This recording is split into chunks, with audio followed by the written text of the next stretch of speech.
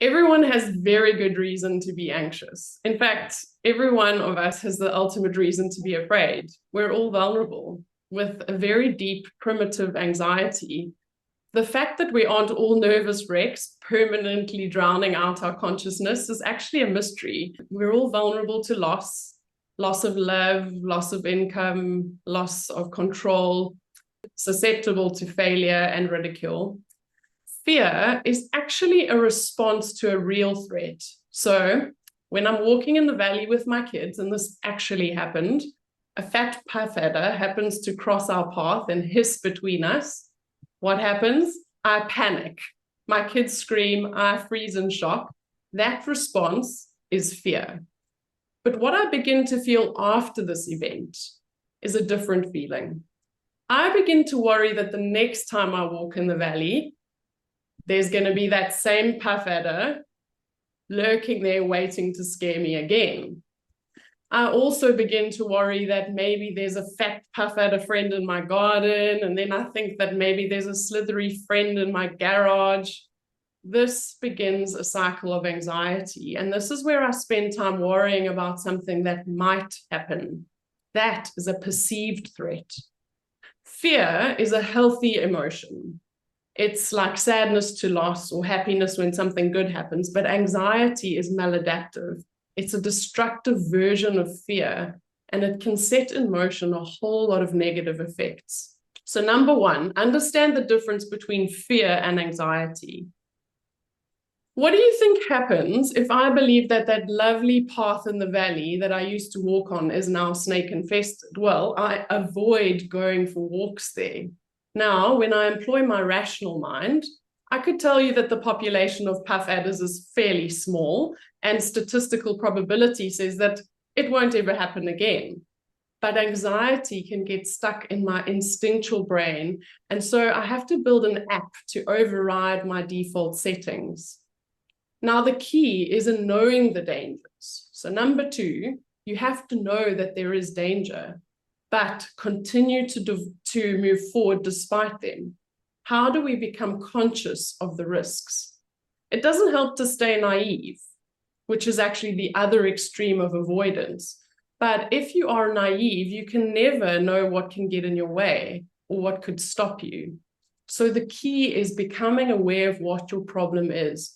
Learn what your limitations are and how you might get hurt, but then choose to step back on that path. This, to some degree, is the land of the unknown. This is the territory of belief, the other side of anxiety, and here lies the secret of a life of integrity, meaning, and success.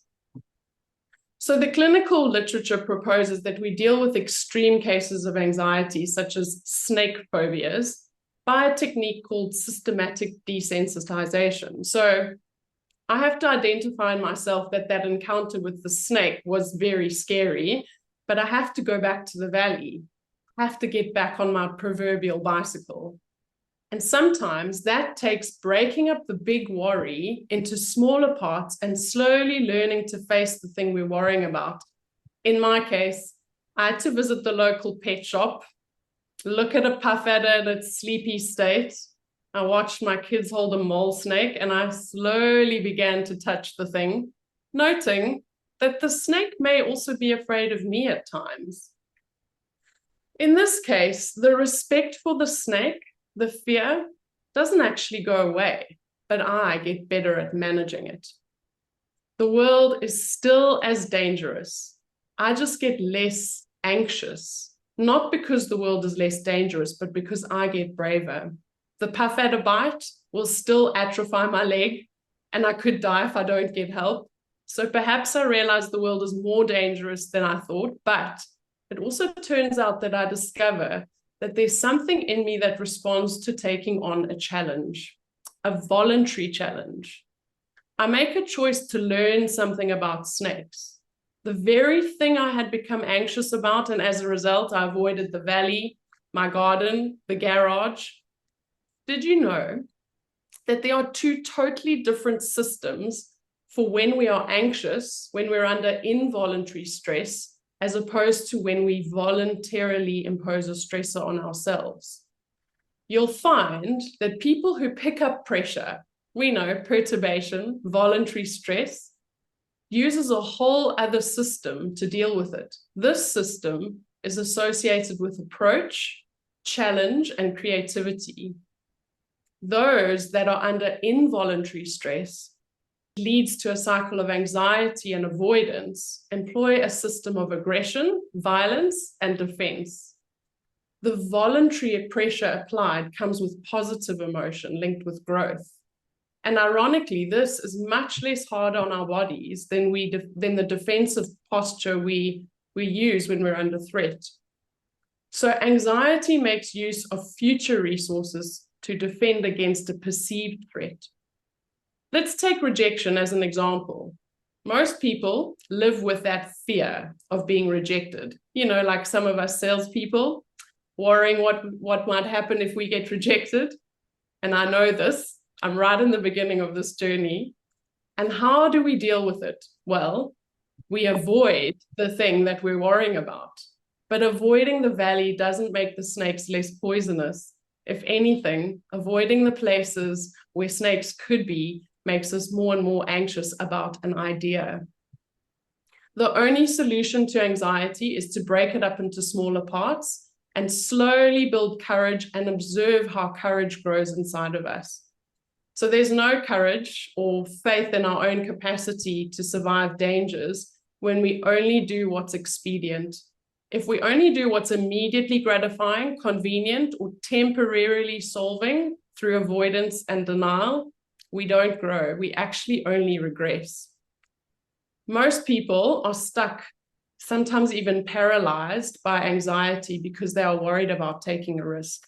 And of course, we should be thoughtful in taking a risk and doing something meaningful, but we should be much more afraid of staying where we are, especially if it makes us miserable. So there is a price to pay for anxiety, but it's far more costly than using courage and taking risks. As humans, we're built to contend with the world. We're built to get on that roller coaster, feel the fear, open our eyes, and laugh through the ride. We're built to challenge because it makes us strong. And you only get strong by taking on optimal challenges. So I'm curious, can you, number one, identify what makes you anxious? Can you break it up into smaller parts and start building courage to face those smaller parts? And then can you take a risk and voluntarily impose a challenge upon yourself to grow and observe courage growing and overcome anxiety?